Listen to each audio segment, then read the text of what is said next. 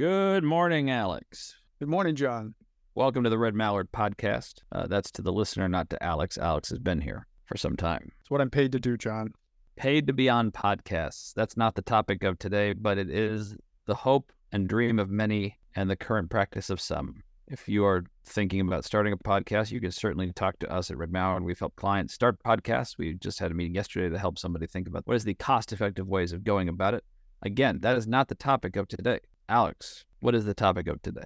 Today, John, we're talking about the importance of case studies. It seems obvious why that's important. It does seem obvious, but people don't do it. Why don't they do it? I think they're afraid to tell their own story. And they probably also think, well, I want to tell the perfect story, because there's the fear of being held accountable for the results that may differ once the case study is published or be impacted by some other environment. Or it's like, how do we encapsulate every perfect detail that makes us sound like the perfect solution to this very specific company when every other company may have a slightly different need than that one, other than we all want to grow and we want to look sophisticated.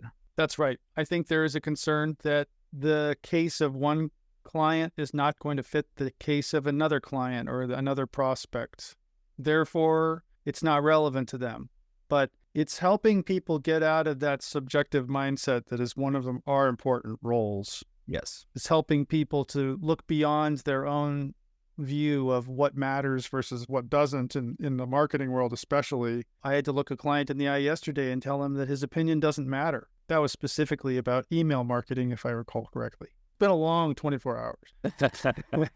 But that is part of it. I think there's also risk aversion associated with telling the details of a project, especially as organizations are bigger.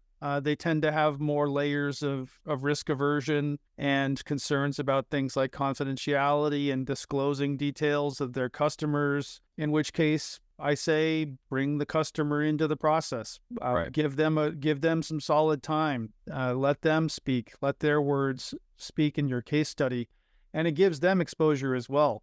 Yes.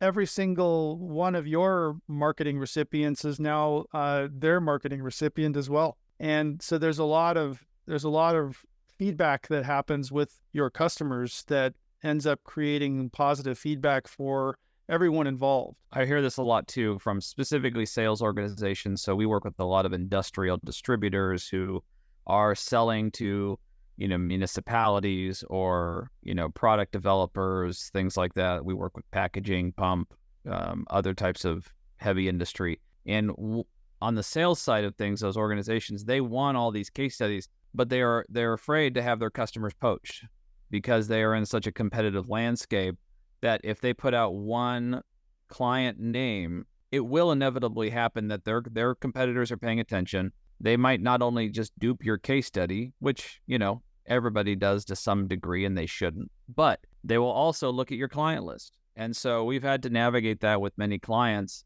And on the one hand, it's like, well, come out and say it. What are you afraid of? If you're giving the best service and the best price, or in the best value, your client most likely won't leave. Having said that, that's the happy side of things. But business is business, and people shop on price often, because somebody might come in and a new director that has the buying power may have a previous relationship, or they may be the person that wants to look good, make the bottom line look juicy, and go right to slashing prices and going to an RFP on a client you've had for years. So as much as I want to say like, well, but blah, blah, blah, you're the best at what you do, it will happen depending on the industry. And so the way we've circumvented that with our clients is we call them, for instance, case studies, or, a national blah, blah, blah that does this amount of money or has this many employees recently came to us with a challenge. And that kind of brings me to the ultimate point of a case study. The ultimate point of case studies is, and this is good for every business, our ability to be in business is because we help other people solve problems. We provide a solution. We identify problems. We insert ourselves into workflows. We provide the right product. We all have something that we add value to. Otherwise, we wouldn't be here talking about it. But also, we are here to tell stories, and those stories are success stories. Sometimes it's good to tell the stories that are bad, Because most likely, if you're still telling stories that had a rough outcome, there is a case study there because you're telling it, which means you help solve the problem. I can think of one story where, this is, many years ago, and we had hired a team of writers to redevelop content for an accounting firm that was a global accounting firm and a mid-sized forensic accounting. So global in the sense of, not like Deloitte, but global, like where they had many offices in other countries. And it was a great project, and it was a great client. We'd been with them for a couple of years. This was the second website we were doing for them. And lo and behold, a year after we'd launched the website, I'm standing in this nice new office in Brea. We'd gotten our first nice big corporate office, and I'm standing out looking at the parking lot, and I get a call on my phone. And it's a number I recognize, it's, San Francisco. And it's the COO of this accounting firm saying, "John, do you have a few minutes?" And I said, "Yes." And he says, "Okay, I'm gonna add in the CEO of the accounting firm." And I've never spoken to the CEO. And up until that point, everything had been very running smoothly. And it was the CEO basically telling me that their largest competitor, a friendly competitor, but a large competitor, found content on the website we created directly lifted from their website. It's one of those moments where your tummy starts to do somersaults, and not in like a giddy way. It was, I'm feeling very disturbed right now. And, he basically said, "I don't know how you're going to fix it, but fix it. And this will probably be the last thing we ever work with you on." And so what did we do, though? We sprung into action. Our team immediately scoured the website, and we isolated the plagiarism, because we had, I think, 4 or 5 writers working on the project. We isolated it to one specific writer. And it was like, okay, we had a breakdown in the process. This writer didn't run plagiarism checker on them, and then we internally didn't run the plagiarism checker on them. But we know what happened. We had all the content rewritten within 24 hours. Within an hour of the phone call, I went down to Irvine and met with my contact in their Irvine office. And, humble pie, on my hands and knees, just owning everything about it. Everything was fixed within 24 hours. The site, content rewritten, site updated. Nobody was mad. There weren't any lawsuits. There was no copyright, trademark, anything. But what happened over the next course of the couple of weeks was a continual communication with the CEO, with my contact in Irvine, about things we were doing internally to address it, things that we did to the website to, improve it, things that we were doing to make sure this never happened again, and how we were going to prove that to them. Right before they got bought, we were about ready to submit one of our largest proposals for ongoing retainer with them. And I'd flown to Phoenix to present this at their partner meeting, because from 2015 to 2018, we did more work with them than we'd ever done. I did work directly with the CEO on numerous projects that he had baked in his mind as being good for their company, and trusted us to do it. And so the reason for that little tale, your worst situation can be one of your best case studies. There's a simple structure for case studies. It's like, what was the situation? What was the solution? What was the outcome? And you can pretty much bake a ton of projects into that solution, as long as there's a story, though, to tell. And they don't always have to be, the problems that the client's having that they come to you for. It could be the problems that you cause and how you solve the problem yourself. And so there's ways to talk about case studies, and there's ways to do them that aren't always just about glad-handing yourself or tooting your own horn. It, in a sense, it always is, but it doesn't have to be like, a parade for yourself. It can be the vulnerable story that really tells a tale of, yeah, we're not perfect and we don't aim to be. One of our core values is strive for better. And that, to me, is a moment where the team, joined forces, fixed everything, and earned more business because of it. Yeah. And it's an opportunity. I had a thought.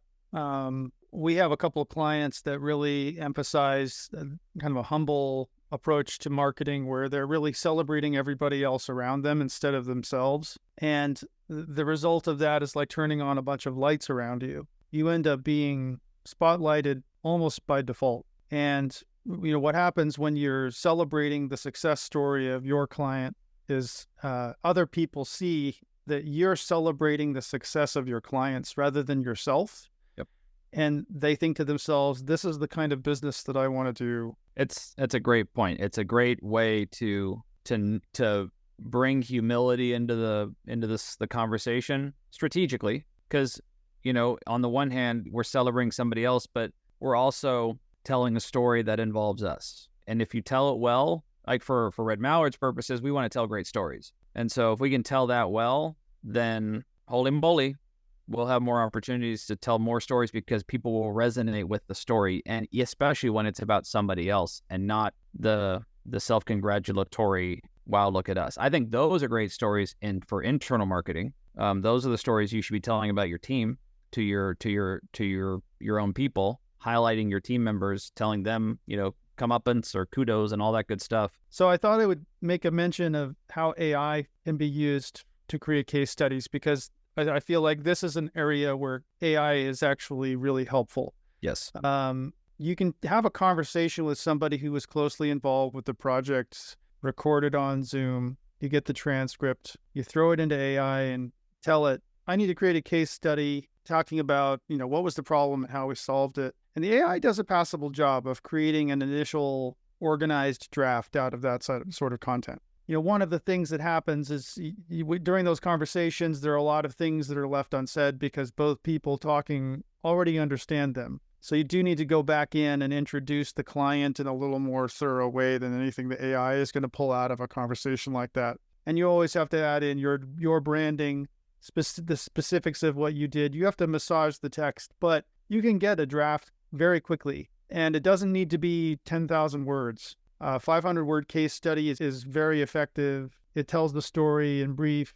It gives people enough of a sense of the expertise that you brought to the table to solve the problem. And it tells people enough about the character of the kind of clients that you want to work with and some of the problems that you solve. And that's really all it is. And the goal is ultimately to get these things out into the world. So if you're going to do that sort of thing for yourself, don't spend 100 hours laboring over it. Get it to where it's good enough and get it up on the internet. And you can prompt AI like you said, with the right details and the right prompting, you could get a good case study done very quickly. I don't think every situation or every project is a case study. I think the purpose of a case study is those ideal right fit clients that you want more of. They're not all the same.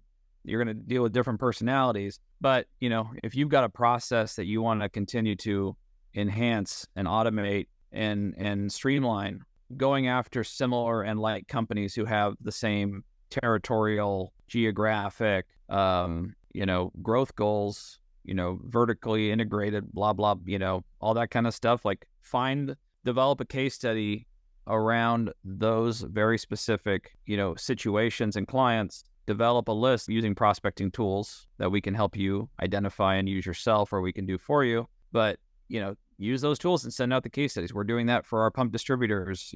We want more pump distribution companies. So we've got our case study about DXP and how they've grown from 20 to over $100 million. Not all because of Red Mallard.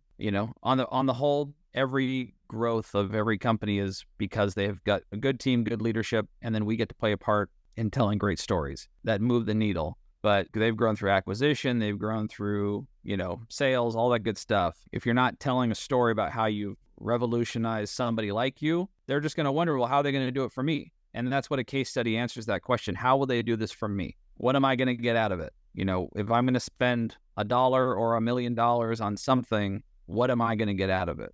And a case study can very succinctly provide credibility to your ability. All right. This has been the Red Mallard Marketing Podcast. You can find us on YouTube, Spotify, Apple Podcasts, and also redmallard.com, where you can buy lots of case study services directly from us. Thank you, Alex. Off the press.